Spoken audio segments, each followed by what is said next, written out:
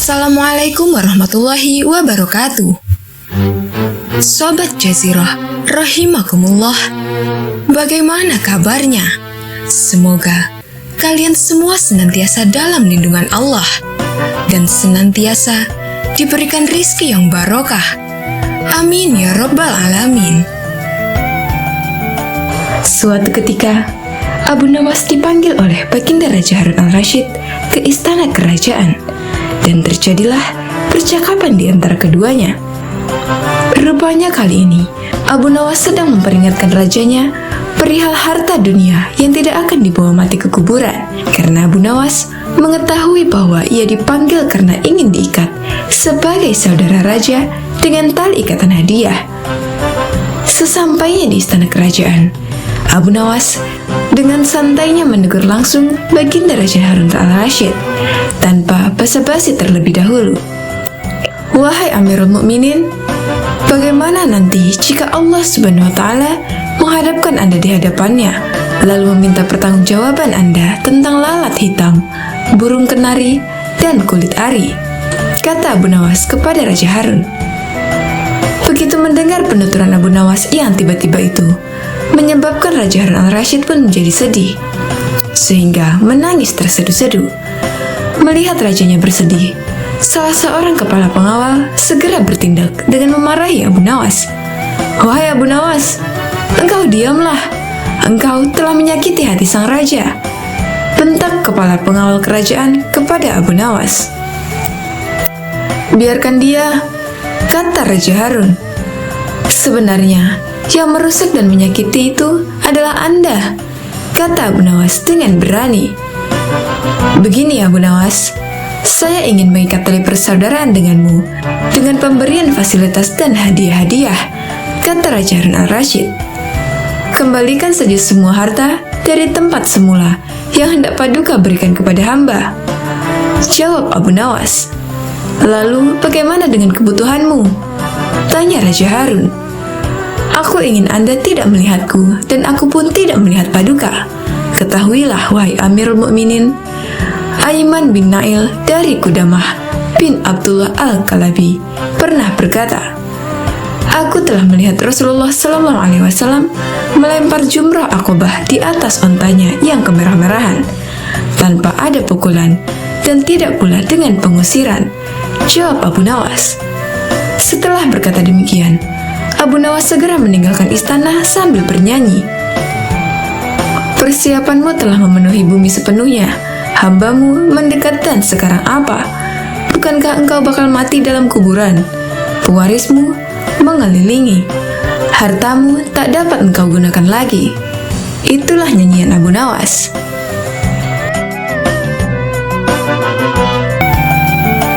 Secara tak terduga, pangeran yang menjadi putra mahkota jatuh sakit. Sudah banyak tabib yang didatangkan untuk memeriksa dan mengobati sang pangeran, tapi tak seorang pun mampu menyembuhkannya. Akhirnya raja mengadakan sayembara. Sayembara boleh diikuti oleh rakyat dari semua lapisan, tak terkecuali oleh para penduduk negeri tetangga. Sayembara yang menyediakan hadiah menggiurkan itu dalam waktu beberapa hari berhasil menyerap ratusan peserta. Namun, tak satu pun dari mereka berhasil mengobati penyakit sang pangeran. Akhirnya sebagai sahabat dekat, Abu Nawas menawarkan jasa untuk menolong sang putra mahkota. Baginda Raja Harun al-Rasyid menerima usul itu dengan penuh harap. Abu Nawas sadar bahwa dirinya bukanlah tabib. Maka dari itu, dia tak membawa peralatan apapun. Para tabib yang ada di istana tercengang melihat Abu Nawas yang datang tanpa peralatan yang mungkin diperlukan. Mereka berpikir, mungkinkah orang macam Abu Nawas bisa mengobati penyakit sang pangeran? Sedangkan para tabib terkenal dengan peralatan yang lengkap saja tak sanggup mengobatinya. Bahkan penyakitnya sama sekali tak terlacak. Abu Nawas merasa bahwa seluruh perhatian tertuju padanya. Namun Abu Nawas tak begitu memperdulikannya. Abu Nawas dipersilahkan memasuki kamar pangeran yang sedang terbaring. Dia menghampiri sang pangeran dan duduk di sisinya. Setelah Abu Nawas dan sang pangeran saling pandang, Abu Nawas Nawas berkata, "Saya membutuhkan seorang tua yang di masa mudanya sering mengembara ke pelosok negeri." Orang tua yang diinginkan Abu Nawas segera didatangkan. "Sebutkan satu persatu nama-nama desa di daerah selatan," perintah Abu Nawas kepada orang tua itu. Ketika orang tua itu menyebutkan nama-nama desa bagian selatan, Abu Nawas menempelkan telinganya ke dada sang pangeran. Kemudian, Abu Nawas memerintahkan agar menyebutkan bagian utara, barat, dan timur. Setelah semua bagian negeri disebutkan, Abu Nawas mohon agar diizinkan mengunjungi sebuah desa di sebelah utara. Raja pun merasa heran. "Engkau kuundang ke sini bukan untuk bertamasya, Abu Nawas." "Hamba tak bermaksud berlibur, Yang Mulia," kata Abu Nawas. "Tetapi aku belum paham," kata Raja. "Maafkan hamba, Paduka Yang Mulia. Kurang bijaksana rasanya bila hamba jelaskan sekarang," kata Abu Nawas. Abu Nawas pergi selama 2 hari. Sekembali dari desa itu, Abu Nawas menemui sang pangeran dan membisikkan sesuatu. Kemudian menempelkan telinganya ke dada sang pangeran. Lalu Abu Nawas menghadap baginda raja. "Apakah Yang Mulia masih menginginkan sang pangeran tetap hidup?" tanya Abu Nawas. "Apa maksudmu?" Raja balas bertanya. "Sang pangeran sedang jatuh cinta pada seorang gadis desa di sebelah utara negeri ini," kata Abu Nawas menjelaskan. "Bagaimana kau tahu?" Ketika nama-nama desa di seluruh negeri disebutkan, tiba-tiba degup jantungnya bertambah keras ketika mendengarkan nama sebuah desa di bagian utara negeri ini, dan sang pangeran tak berani mengutarakannya kepada baginda. "Lalu apa yang harus aku lakukan, Abu Nawas?" tanya raja. "Mengawinkan pangeran dengan gadis desa itu. Kalau tidak," tawa raja ragu-ragu, "cinta itu buta, baginda. Bila kita tak berusaha mengobati kebutaannya, maka dia akan mati." Rupanya saran Abu Nawas tak bisa ditolak. Sang pangeran adalah putra satu-satunya yang merupakan pewaris tunggal kerajaan. Abu Nawas benar. Begitu mendengar persetujuan sang raja, sang pangeran berangsur-angsur pulih. Sebagai tanda terima kasih, raja memberikan Abu Nawas sebuah cincin permata yang amat indah. Suatu hari, Baginda Raja Harun al-Rashid memerintahkan 2 pengawalnya untuk menjemput Abu Nawas di rumahnya agar segera datang ke istana. Sesampainya Abu Nawas di istana, Baginda Raja Harun al-Rashid kemudian berkata, "Hai Abu Nawas, sekarang juga kamu harus dapat mempersembahkan kepadaku seekor harimau berjenggot. Jika gagal, aku akan membunuhmu." Kata-kata itu merupakan perintah sultan yang diucapkan dengan penuh tegas dan kegeraman. Dari bentuk mulutnya ketika mengucapkan kalimat itu, jelas betapa sultan menaruh dendam kesumat kepada Abu Nawas yang telah berkali-kali mempermainkan dirinya dengan cara-cara yang sangat kurang ajar. Perintah itu merupakan cara baginda untuk dapat membunuh Abu Nawas. "Ya, Tuanku Syah Alam," jawab Abu Nawas, "semua perintah Paduka akan hamba laksanakan. Namun, untuk yang satu ini hamba mohon waktu 8 hari. "Baik," kata baginda. Al-Kisah. Pulanglah Abu Nawas ke rumah. Agaknya ia sudah menangkap gelagat bahwa raja sangat marah kepadanya. Dicarinya akal supaya dapat mencelakakan diriku agar terbalas dendamnya, pikir Abu Nawas. Jadi, aku juga harus berhati-hati. Sesampainya di rumah, dipanggilnya 4 orang tukang kayu dan disuruhnya membuat kandang harimau. Hanya dalam waktu 3 hari, kandang itu pun siap. Kepada istrinya, ia berpesan agar menjamu orang yang berjenggot yang datang ke rumahnya.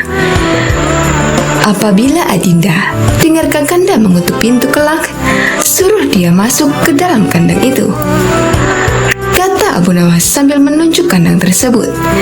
Ia kemudian bergegas pergi ke musola dengan membawa sajadah. "Baik," kata istrinya. "Hai Abu Nawas, tumben kamu sholat di sini. bertanya imam dan penghulu musola itu.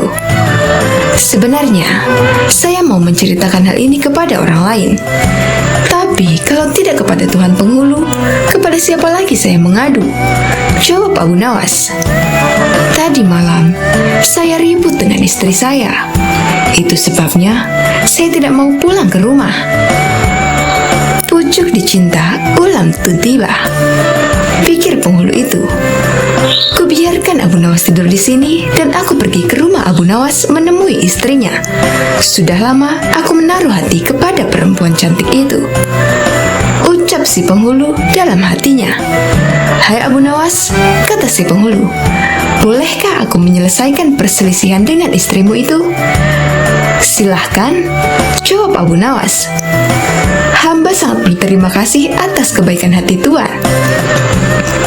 Maka pergilah penghulu itu ke rumah Abu Nawas dengan hati berbunga-bunga. Dan dengan wajah berseri-seri diketuknya pintu rumah Abu Nawas. Begitu pintu dibuka, ia langsung mengambil istri Abu Nawas dan diajak duduk bersanding. Hai Adinda, apa gunanya punya suami jahat dan melarat? Lagi pula, Abu Nawas hidupnya tak karuan. Lebih baik kamu jadi istriku. Kamu dapat hidup senang dan tidak kekurangan suatu apapun, ucap si penghulu.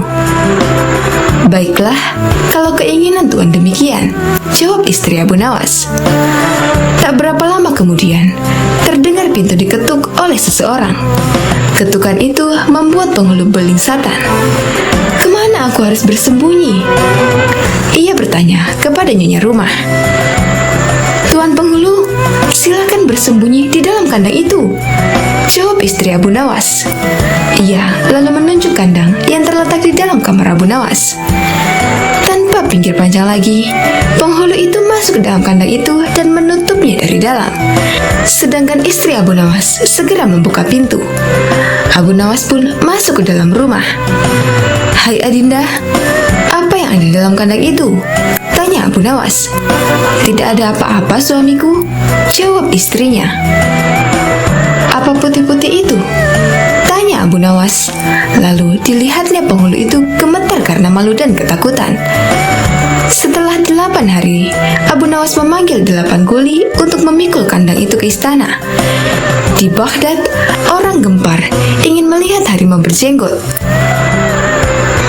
Seumur hidup, jangankan melihat, mendengar harimau berjenggot pun belum pernah. Kini Abu Nawas malah dapat seekor. Mereka terheran-heran akan kehebatan Abu Nawas. Tetapi, begitu dilihat penghulu di dalam kandang, mereka tidak bisa bilang apa-apa selain mengiring kandang itu sampai ke istana, hingga menjadi arak-arakan yang panjang. Si penghulu malu bukan main. Tak lama kemudian, sampailah iringan-iringan itu ke dalam istana. Hai Abu Nawas, apa kabar? Kata Baginda Sultan. Apa kamu sudah berhasil mendapatkan harimau berjenggot? Dengan berkat dan doa tuanku, alhamdulillah hamba berhasil, jawab Abu Nawas. Maka dibawalah kandang itu ke hadapan Baginda. Ketika Baginda hendak melihat harimau tersebut, si penghulu memalingkan mukanya ke arah lain dengan muka merah padam karena malu. Akan tetapi, kemanapun dia meloleh, ke situ pula Baginda memelototkan matanya. Tiba-tiba Baginda menggeleng-gelengkan kepala dengan takjub, sebab menurut penglihatan beliau, yang ada di dalam kandang itu adalah penghulu musola. Abu Nawas buru-buru menimpali. Ya tuanku, itulah harimau berjenggot. Tapi Baginda tidak cepat tanggap. Beliau termenung sesaat. Kenapa penghulu dikatakan harimau berjenggot? Tiba-tiba Baginda bergoyang ke kiri dan ke kanan, seperti orang berdoa. Oh penghulu, perlukah hamba memberitahukan kenapa hamba dapat menangkap harimau berjenggot ini di rumah hamba sendiri? Kata Abu Nawas. Iya, ujar Baginda sambil menoleh ke kandang itu dengan mata berapi-api. Kemudian Abu Nawas menjelaskan apa yang sebenarnya terjadi. Ya, aku maklum sudah, kata Baginda. Bukan main murka baginda kepada penghulu itu, sebab ia yang sangat semestinya menegakkan hukum, ia pula yang melanggarnya. Ia telah berkhianat.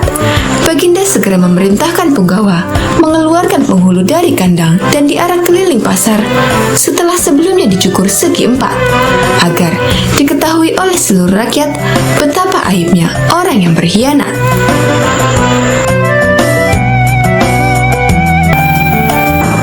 Abu Nawas adalah salah seorang penyair terbesar sastra Arab klasik. Abu Nawas sering dikisahkan sebagai sosok yang bijaksana sekaligus jenaka. Saat ini kita telah banyak mendengar tentang kisah-kisah Abu Nawas yang begitu menarik, jenaka, dan penuh hikmah. Tapi, ada satu kisah yang menarik, dan mungkin banyak dari teman-teman yang penasaran di mana Abu Nawas berhasil menjawab pertanyaan dari Raja Harun al-Rasyid tentang manakah yang lebih dahulu diciptakan antara telur dan ayam. Namun ada sebagian juga yang berpendapat bahwasannya kisah-kisah Abu Nawas yang ada sekarang adalah sebuah dongeng belaka. Jadi kebenarannya hanya Allah Subhanahu wa Ta'ala yang Maha mengetahui. Untuk itu, kisah ini cukup dijadikan sebagai pengetahuan dan diambil hikmahnya saja. Pada suatu hari, Raja Harun al-Rasyid sedang merasa bahagia karena dia mendapati ayam betinanya telah bertelur. Melihat ayamnya bertelur, sang raja dapat ide untuk membuat sayembara kepada masyarakat. Lalu sang raja pun mengumpulkan orang-orang atau rakyatnya itu di sebuah lapangan yang luas. Kemudian sang raja berkata, "Wahai rakyatku, siapakah di antara kalian yang dapat menjawab pertanyaanku? Manakah yang lebih dulu diciptakan antara ayam dan telur?" Barang siapa dari kalian yang berhasil menjawab pertanyaan dengan alasan yang logis, maka aku akan hadiahkan 1 peti penuh uang emas. Tapi apabila tidak mampu menjawabnya, maka dia harus menerima hukuman, yaitu di penjara. Ketika itu, memang orang-orang dalam kondisi keuangan yang susah. Makanya tidak sedikit dari mereka yang tertarik untuk ikut sayembara tersebut.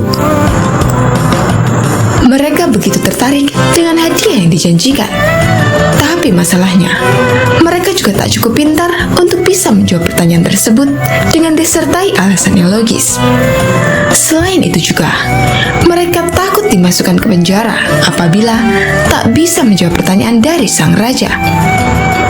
Akhirnya dari sekian banyak penduduk yang ada waktu itu, hanya 4 orang saja yang nekat mengikuti sayembara tersebut. Dan salah seorang di antaranya adalah Abu Nawas. Aturan dari sayembara ini ada 2. Yang pertama, mereka harus menjawab dengan masuk akal. Kemudian yang kedua, peserta harus bisa menjawab sanggahan dari sang raja.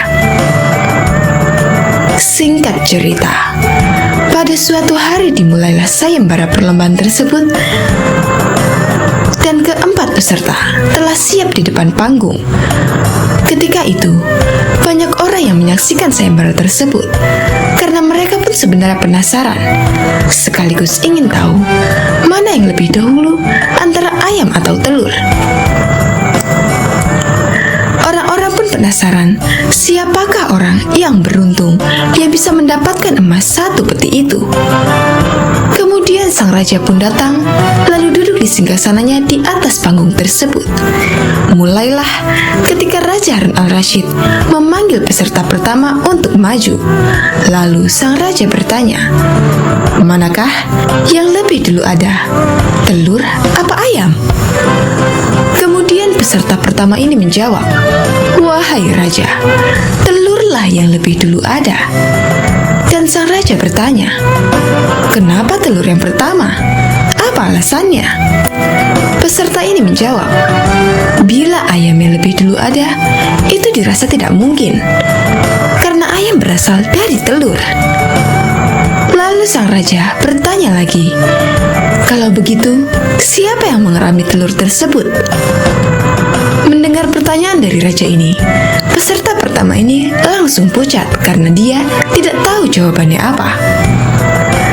Karena peserta ini tidak mampu menjawab, raja pun memasukkan dia ke dalam penjara.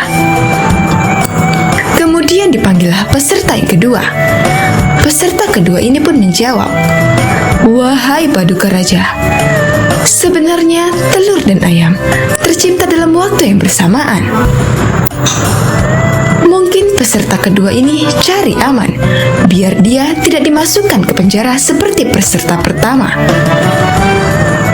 Lalu sang raja pun bertanya, "Bagaimana bisa bersamaan?" Peserta kedua pun menjelaskan, bila ayam lebih dulu, itu tentu tidak mungkin, karena ayam berasal dari telur. Dan bila telur lebih dulu, itu juga dirasa tidak mungkin, karena telur tidak bisa menetas tanpa dierami. Raja pun mengangguk-angguk, kemudian bertanya lagi, "Bukankah ayam betina bisa bertelur tanpa ayam jantan?" Peserta kedua ini pun langsung kebingungan dan tak bisa menjawab sanggahan dari raja. Maka peserta kedua ini dijebloskan ke penjara. Dan tibalah giliran peserta yang ketiga. Dia berkata, "Wahai yang mulia, sebenarnya ayamlah yang diciptakan lebih dulu daripada telur." Kemudian sang raja berkata, "Jika itu pendapatmu, coba jelaskan kenapa bisa demikian." Peserta ketiga menjelaskan, "Menurut hamba, yang pertama diciptakan adalah ayam betina." Raja pun bertanya lagi, "Lalu, bagaimana bisa ayam betina bisa beranak pinak seperti sekarang, sedangkan ayam jantan saja tidak ada pada awalnya?" Dan peserta yang ketiga ini pun menjelaskan, ayam betina bisa bertelur tanpa ayam jantan. Kemudian telur itu dierami sendiri, lalu menetas, dan jadi anak ayam jantan. Dan anak ayam itu, ketika menjadi ayam jantan dewasa, maka dia mengawini induknya sendiri. Mendengar alasan peserta ketiga ini, sang raja pun kembali menanyakan sesuatu. Bagaimana bila ayam betina itu mati sebelum ayam jantan itu mengawininya? Peserta ketiga ini pun akhirnya tak bisa menjawab sanggahan sang raja dan dia pun dimasukkan ke penjara juga. Akhirnya, tinggal peserta yang terakhir, yaitu Abu Nawas. Dengan sangat yakin, Abu Nawas menjawab, "Wahai yang mulia, yang pasti adalah telur dulu baru kemudian ayam." Raja pun bertanya, "Coba jelaskan secara logis, bagaimana bisa telur yang lebih dahulu dibandingkan ayam?" Dengan santai Abu Nawas berkata, "Karena ayam bisa mengenal telur, sedangkan telur tidak bisa mengenal ayam." Mendengar alasan dari Abu Nawas itu, raja sempat terdiam agak lama, dan ternyata sang raja kali ini tidak bisa menyangka alasan Abu Nawas. Penonton pun bersorak kegirangan, maka Abu Nawaslah yang berhak mendapatkan uang emas 1 peti itu. Ada juga beberapa pendapat yang mengatakan tentang jawaban Abu Nawas tadi, yang katanya telur dulu daripada ayam itu hanyalah sebagai satire saja, supaya Raja Harun al-Rasyid tidak bisa membantah lagi. Maka dari itu, Abu Nawas menempatkan dirinya di paling akhir, seperti kisah tersebut. Abu Nawas menjadi peserta keempat, dimaksudkan sebagai taktik supaya Abu Nawas bisa memperhatikan terlebih dahulu 3 peserta lainnya, sehingga dia bisa mendapat jawaban yang cerdas seperti kisah tersebut. Jadi, di kisah tadi, Abu Nawas berkata, telur yang lebih dahulu ada dibandingkan ayam. Namun, jika dilihat dari sisi lain, mengatakan bahwasannya ayamlah yang lebih dulu ada.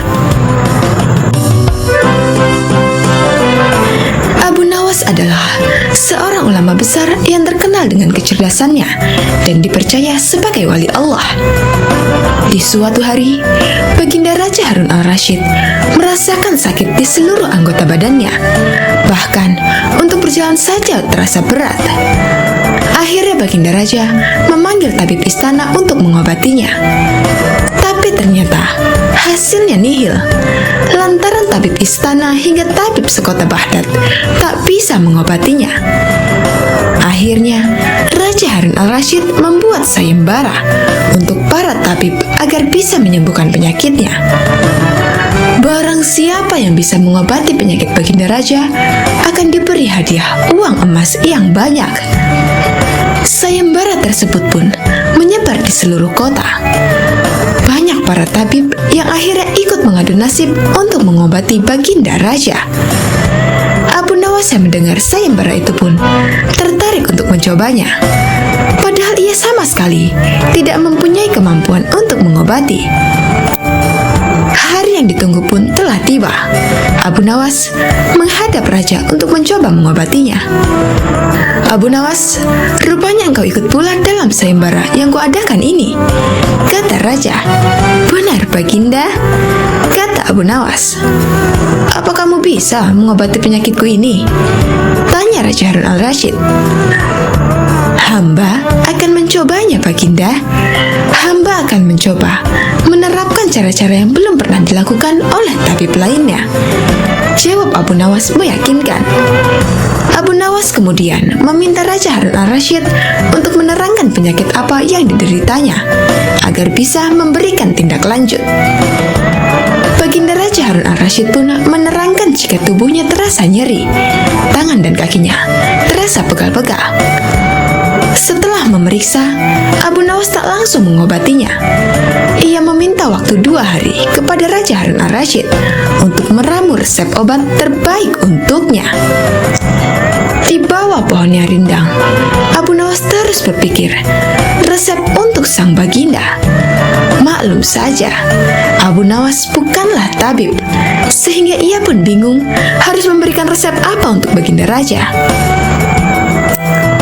Sambil duduk dan berpikir, dari kejauhan ia melihat seorang kakek tua yang masih sibuk sendirian memetik buah-buahan di kebun kurma. Abu Nawas yang heran langsung mendekati kakek tersebut. Setelah bercakap-cakap dengan kakek tersebut, Abu Nawas mendapat jawaban. Kakek tersebut menjadikan aktivitas memetik buah sebagai kesibukan. Jika tak ada kesibukan tersebut, malah merasa badannya pegal-pegal. Dari pertemuan tersebut, akhirnya Abu Nawas menemukan penyebab sakitnya Baginda Raja. Esok harinya, Abu Nawas pun menghadap Baginda Raja Harun al-Rasyid. Hai Abu Nawas, belum 2 hari kau sudah menghadapku. Mana obat untukku? Tanya Raja Harun al-Rasyid. Maafkan hamba, Baginda. Kali ini, hamba datang belum membawa obat yang dapat Baginda minum. Sebab obat yang bisa menyembuhkan Baginda hanya telur unta. Baginda harus cari telur unta itu sendiri, karena jika tak dicari sendiri, maka khasiatnya akan hilang. Terang Abu Nawas. Kalau itu yang kau sarankan, baiklah, aku akan segera mencarinya, jawab Baginda Raja. Dengan sekuat tenaga, Raja Harun al-Rasyid mencoba mencari telur unta di pasar. Para pedagang pun terheran, bukankah unta itu beranak bukan bertelur? Tapi mereka tak berani mengatakan hal itu sebab yang mencari adalah Baginda Raja. Setelah berkeliling kota dan tak menemukan satupun penjual telur unta, Harun al-Rasyid bertemu nenek tua yang menjelaskan jika unta tak bertelur tapi beranak. Baginda Raja lantas tersadar jika ia baru dibohongi oleh Abu Nawas. Sampai di istana, Raja Harun al-Rasyid merasa kelelahan setelah perjuangannya mencari telur unta dengan berjalan kaki. Baginda Raja pun akhirnya tertidur pulas karena kelelahan. Esok harinya, Baginda Raja tampak segar bugar, dan anehnya sakit yang diderita hilang begitu saja. Ia lalu menyuruh para pengawal untuk meminta Abu Nawas segera menghadapnya. Tak lama kemudian, Abu Nawas pun menghadap. Bagaimana Baginda? Apakah Baginda telah menemukan telur unta yang hamba ajukan? Tanya Abu Nawas setelah memberikan salam kedatangan. Rupanya, engkau telah mempermainkanku ya, jawab Baginda. Apa yang Baginda maksud? Tanya Abu Nawas. Engkau menyuruhku mencari telur unta, padahal unta tak bertelur, melainkan beranak, terang Raja Harun al-Rasyid.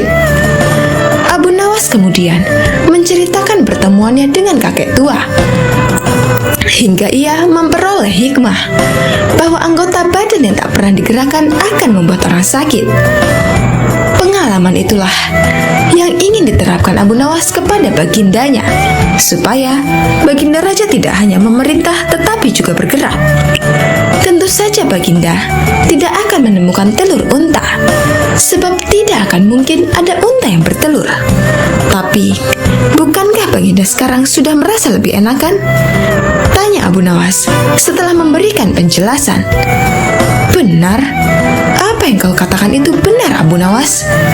Jawab raja yang tak lagi marah mendengar jawaban Abu Nawas. Bahkan aku semalam dapat tidur dengan pulas sekali. Lanjut baginda raja. Kalau begitu, betul jika ada pepatah yang mengatakan, tidak ada kelezatan kecuali setelah kepayahan. Sahut Abu Nawas. Mendengar hal itu, Raja Harun al-Rasyid pun tertawa dan geleng-geleng kepala atas kecerdikan Abu Nawas.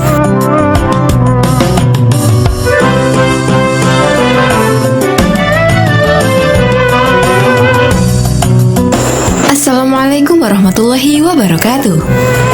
Sobat Azul rahimakumullah. Abu Nawas memang cerdik. Meskipun tak mempunyai kemampuan untuk melaksanakan titah sang raja, namun dia selalu berhasil melaksanakan tugasnya, dan hadiah selalu menanti. Sungguh rezeki yang tak disangka. Suatu ketika, Abu Nawas diundang oleh Raja Harun al-Rasyid untuk makan bersama. Maka berangkatlah para pengawal kerajaan untuk menjemput Abu Nawas di rumahnya. Tak berapa lama kemudian, Abu Nawas telah sampai di istana dengan pakaian sederhana. Abu Nawas langsung diajak berbincang di sebuah pendopo dengan berbagai jamuan makan lengkap dengan minuman yang segar. Melihat begitu banyaknya makanan, Abu Nawas pun sangat lahap menyantap makanan yang dihidangkan kepadanya. Sementara itu raja masih meneruskan perbincangannya dengan Abu Nawas tentang kekuasaannya.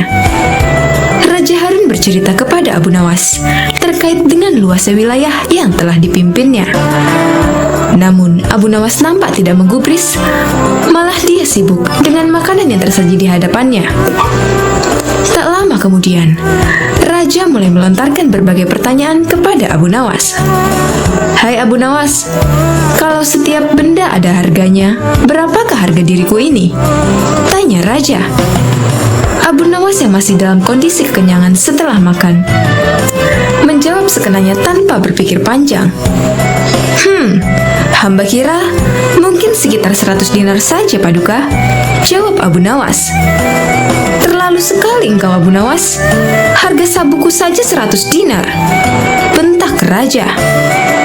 Tepat sekali Paduka, memang yang saya nilai dari diri Paduka hanya sebatas sabuk itu saja, ujar Abu Nawas. Karena merasa tak ingin dipermalukan oleh Abu Nawas karena kecerdikannya, kali ini raja tidak mau lagi mengambil resiko dengan beradu pendapat kepadanya. Oleh karena itu, Abu Nawas diajak menuju ke tengah-tengah prajuritnya yang merupakan ahli bela diri dan ketangkasan. Ayo Abu Nawas, di hadapan para prajuritku, tunjukkanlah kemampuan memanahmu. Panahlah sekali saja. Kalau panahmu dapat mengenai sasaran, hadiah akan menantimu. Tapi kalau gagal, engkau akan aku penjara, kata raja. Abu Nawas pun bergegas mengambil busur dan anak panah. Dengan memantapkan hati, Abu Nawas membidik sasaran dan mulai memanah. Namun panahnya meleset dari sasaran.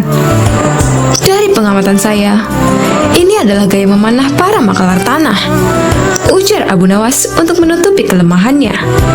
Sesaat kemudian, Abu Nawas mencabut sebuah anak panah lagi dan membidik sasaran. Lagi-lagi, anak panah yang dibidikkan itu melesat terlalu jauh dari sasaran. Kalau yang ini Paduka, ini gaya juragan buah kalau sedang memanah, sahut Abu Nawas untuk menutupi kelemahannya yang kedua. Untuk yang ketiga kalinya, Abu Nawas kembali mencabut anak panah dan mulai membidiknya. Namun kali ini, kebetulan anak panah yang dibidiknya mengenai sasaran. Nah, yang ini Paduka, ini baru gaya Abu Nawas kalau sedang memanah.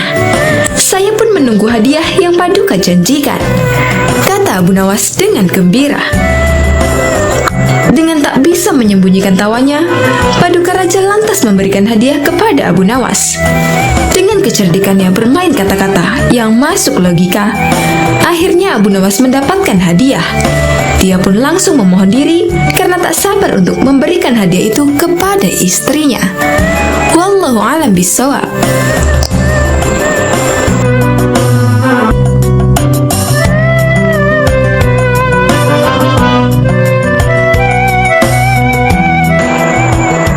Berbagai macam cerita lucu dari Abu Nawas yang sering diceritakan ulang. Salah satunya adalah tentang berpuasa. Seperti dalam kisah kocak lainnya tentang sang pujangga, ada saja akal cerdik yang ia lakukan. Kali ini, dirinya yang tengah berpuasa hendak dikerjai oleh dua sahabatnya yang tidak berpuasa. Kira-kira, akal seperti apakah yang ia lakukan untuk menghadapi kedua sahabatnya itu? Daripada penasaran, langsung saja kita simak cerita lucu Abu Nawas tentang berpuasa. Alkisah. Pada suatu siang di bulan Ramadan, rumah Abu Nawas dikunjungi oleh kedua sahabatnya. Layaknya umat Islam lain, ia juga berpuasa. Namun tidak begitu dengan kedua temannya. Kedua sahabatnya itu datang ke rumah sang pujangga dengan tujuan untuk bersekongkol mengerjainya. Assalamualaikum, ucap kedua sahabat nyaris bersamaan. Abu Nawas, mengapa kamu di rumah saja? Ayo kita ngabuburit. Tanpa berpikir apa-apa, Abu Nawas mengiyakan ajakan mereka untuk mengisi waktu sembari menunggu berbuka puasa. Namun, siapa sangka kedua temannya itu justru mengajaknya pergi ke sebuah tempat makan. Karena kebaikan hatinya, sang pujangga Arab itu tidak protes sama sekali. Ia ikut saja masuk ke dalam tempat makan tersebut. Meskipun begitu, karena tengah berpuasa, ia bertekad tidak akan ikut makan. Untungnya, kedua temannya itu membeli makan untuk dibawa pulang, bukan makan di tempat. Rupanya, kedua temanku ini sangat menghormatiku yang sedang berpuasa.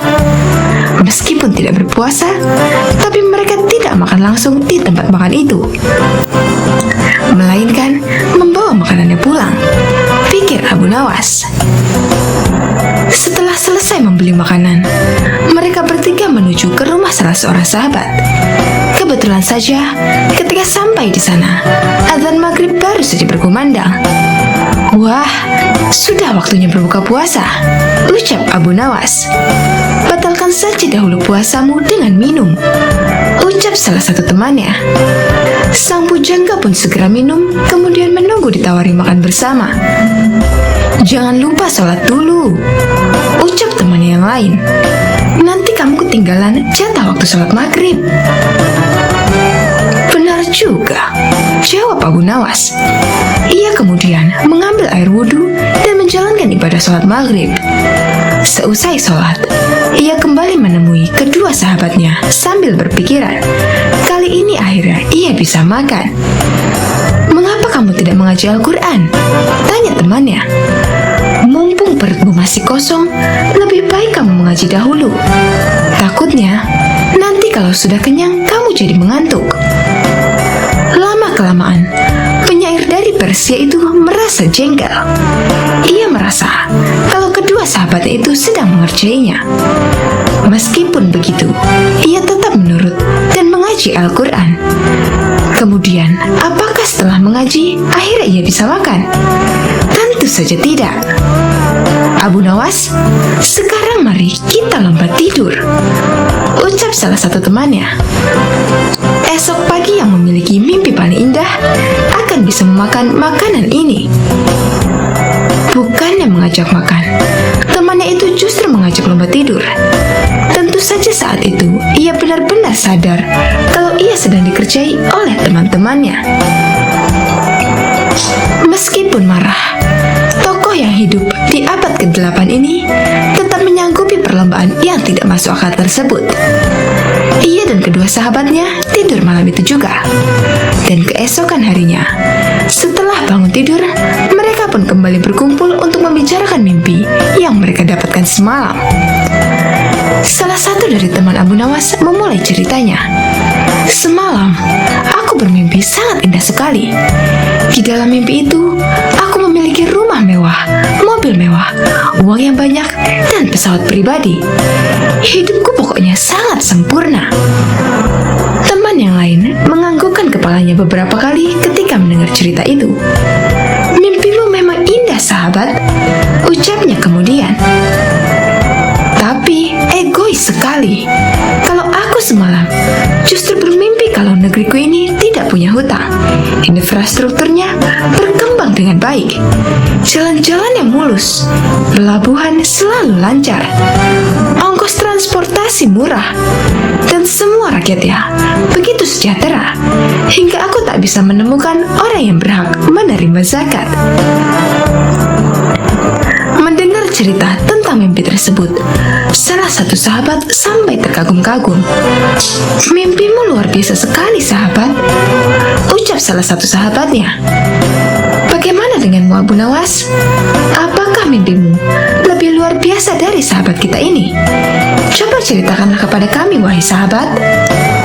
Sayangnya, mimpiku hanya biasa saja, ucap sang pujangga memulai ceritanya. Semalam aku bermimpi dengan Nabi Daud alaihi salam.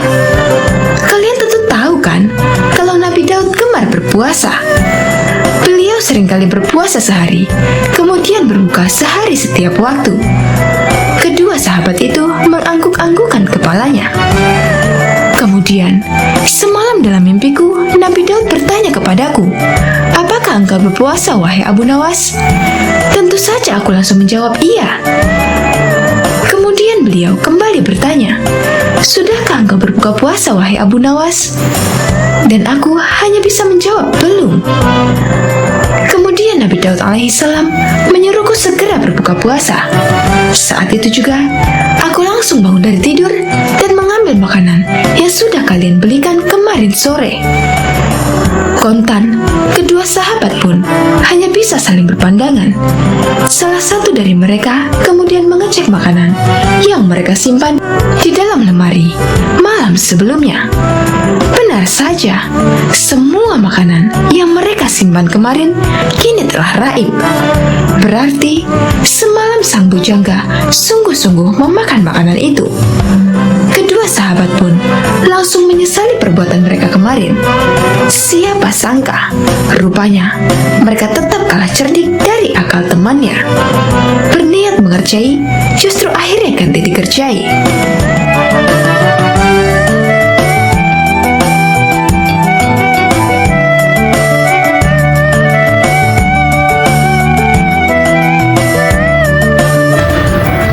Pada suatu hari, di kerajaan yang dipimpin oleh Raja Harun al-Rasyid, telah terjadi huru-hara. Rakyatnya tak lagi mendapatkan ketenangan seperti biasanya, karena telah terjadi penculikan dan pembunuhan yang sangat misterius. Raja dan para prajuritnya akhirnya mengetahui bahwa huru-hara tersebut bukan datang dari musuh, namun dari dalam istana sendiri yang diotaki oleh para menterinya. Namun Raja sangat kesulitan untuk mencari tahu siapa yang bersekongkol terhadap tindakan penculikan dan pembunuhan tersebut, karena dia melihat bahwa para menterinya semuanya taat kepadanya. Dari itu, dipanggillah Abu Nawas yang dikenal memiliki otak yang cerdas. Akhir-akhir ini aku gelisah, seolah ada seseorang yang hendak mengkudeta kerajaanku. Apa ada yang salah dengan kepemimpinanku? Tanya raja kepada Abu Nawas. Ampun beribu ampun, Baginda. Apa yang bisa hamba lakukan untuk membantu? Tanya Abu Nawas. Begini wahai Abu Nawas, berilah cara kepadaku untuk menguji kesetiaan para menteriku, kata raja dengan iming-iming hadiah. Baiklah Paduka, berilah hamba waktu sehari saja agar bisa memikirkan caranya, ujar Abu Nawas sambil beranjak meninggalkan rajanya. Setibanya di rumah, Abu Nawas berpikir keras untuk menemukan cara yang terbaik dan jitu. Karena kelelahan, Abu Nawas akhirnya tertidur dengan lelapnya. Pada keesokan harinya, ketika dia hendak sholat subuh, dia menemukan sorban yang berbau tak sedap. Sorban itu memang telah lama tak dicuci oleh istrinya. Dari situlah Abu Nawas menemukan cara jitu untuk menguji kesetiaan para menteri kerajaan. Setelah sholat subuh, Abu Nawas segera bergegas menuju istana kerajaan untuk menghadap Raja Harun al-Rasyid. Abu Nawas meminta raja untuk bersandiwara seolah telah memiliki sorban yang sakti. Raja Harun setuju dan melakukan apa yang telah diperintahkan oleh Abu Nawas. Setelah itu, maka dikumpulkanlah kelima menterinya untuk menghadap. Di hadapan para menteri itu, raja mengatakan bahwa ia telah mendapatkan hadiah berupa sorban sakti hasil pemberian dari kerajaan lain. Dan salah satu kesaktian sorban itu adalah bisa menentukan masa depan kerajaan di masa yang akan datang. Wahai para menteriku, bantulah aku untuk menentukan masa depan negeri ini, titah raja. Bagaimana caranya, wahai Baginda? Tanya salah seorang menteri. Masing-masing dari kalian, coba ciumlah sorban hadiah ini secara bergantian. Apabila berbau wangi, maka kerajaan ini akan abadi. Namun, bila baunya busuk, maka kerajaan ini tak akan lama lagi akan segera runtuh. Jelas raja. Sesuai dengan perintah raja, para menteri satu persatu memasuki ruangan untuk mencium sorban sakti tersebut. Setelah semuanya telah mendapat giliran, maka dikumpulkanlah lagi menteri-menterinya. Bagaimana baunya? Tanya raja. Sorban ini baunya sangat harum. Niscaya kerajaan ini akan abadi, jawab menteri pertama. Menteri kedua dan ketiga menjawab sama dengan menteri pertama.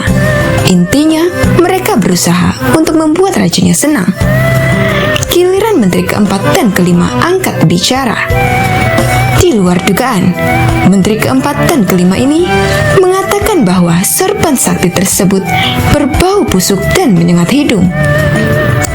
Mendengar pernyataan menteri keempat dan kelima itu, raja akhirnya membuka rahasia bahwa sorban yang dikiranya sakti tersebut adalah milik Abu Nawas yang sudah usang dan tak dicuci lama sekali. Bergetarlah badan dari menteri pertama, kedua, dan ketiga. Kini, aku tahu siapa di antara kalian yang telah berkhianat kepadaku. Kalian telah terbukti berbohong, dan kalian pantas untuk masuk penjara, ujar Raja Harun. Menteri pertama, kedua, dan ketiga segera ditangkap dan dimasukkan ke dalam penjara. Kepada menteri keempat dan kelima, Raja Harun memberikan hadiah kepada mereka karena kesetiaan yang telah diberikan.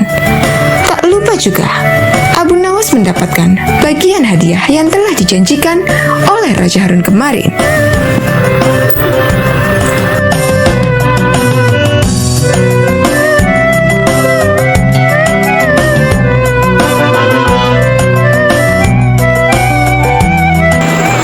Pada sewaktu-waktu, kerajaan mengalami krisis ekonomi yang sangat buruk. Karena pendapatan kerajaan yang berasal dari pajak tak mampu memenuhi target yang telah ditetapkan oleh raja. Akibatnya banyak fasilitas umum dan bangunan kerajaan rusak, tak ada biaya untuk memperbaikinya. Kondisi kerajaan yang krisis ini membuat raja geram. Kerajaan telah beberapa kali memenangkan peperangan dan memiliki wilayah yang makin luas.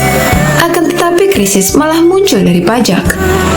Akhirnya diadakanlah pertemuan, di mana semua punggawa kerajaan hadir dengan membawa berbagai kertas laporan sesuai dengan bidangnya masing-masing. Bahkan ada yang kertas laporannya berserakan di lantai juga. Raja mulai pembicaraan. Bagaimana mungkin kerajaanku ini memiliki infrastruktur yang rusak cukup parah? Kenapa hasil pertanian sangat menurun? Padahal tanah di sini cukup subur untuk bercocok tanam. Semprot sang raja. Semua terdiam oleh bentakan raja tersebut. Pejabat yang hadir tak mampu menjawab pertanyaan sang raja dan hanya menyerahkan setumpukan laporan kerjaan. Karena marah, raja pun akhirnya merobek-robek kertas laporan yang diajukan oleh penggawanya tersebut. Malah, ada yang disuruh untuk memakan kertas itu. Abu Nawas yang juga hadir dalam pertemuan tersebut juga tak mampu berbuat banyak oleh bentakan sang raja. Namun, sesaat kemudian, sang raja memerintahkan Abu Nawas yang telah dipercayanya untuk menggantikan para petugas pajak itu menghitung penerimaan pajak kerajaan. Dalam kondisi tertekan, akhirnya Abu Nawas pun memenuhi perintah baginda raja. Semua penggawa lain terheran-heran dengan ulah Abu Nawas ini. Bagaimana tidak, semuanya sangat tertekan. Abu Nawas malah membawa sepotong roti ke hadapan baginda raja. Apakah dirimu akan menyuapku dengan roti itu, wahai Abu Nawas? Bentak sang raja. Bukan begitu, wahai paduka raja yang mulia. Laporan keuangan yang saya kerjakan semuanya tercatat pada roti ini. Jawab Abu Nawas enteng. Apakah maksudmu? Kau jangan mencoba berpura-pura gila di hadapanku, Abu Nawas. Bentak baginda raja dengan kesal. Paduka, usiaku sudah cukup lanjut. Aku tak akan kuat makan kertas-kertas laporan yang nantinya Anda sobek dan menyuruhku untuk memakannya. Jadi semua laporan aku pindahkan pada roti ini. Jawab Abu Nawas. Sebuah teguran yang sangat halus dari Abu Nawas, agar baginda raja lebih bijaksana dalam memimpin kerajaan. Sejak saat itu pula, baginda raja tersadar bahwa tindakannya tak benar dan sangat keterlaluan, karena harus menyuruh memakan kertas laporan dari pejabat-pejabatnya. Bersama dengan para cendekiawan kerajaan lain, akhirnya raja merumuskan perundang-undangan perpajakan yang lebih memihak kepada rakyat.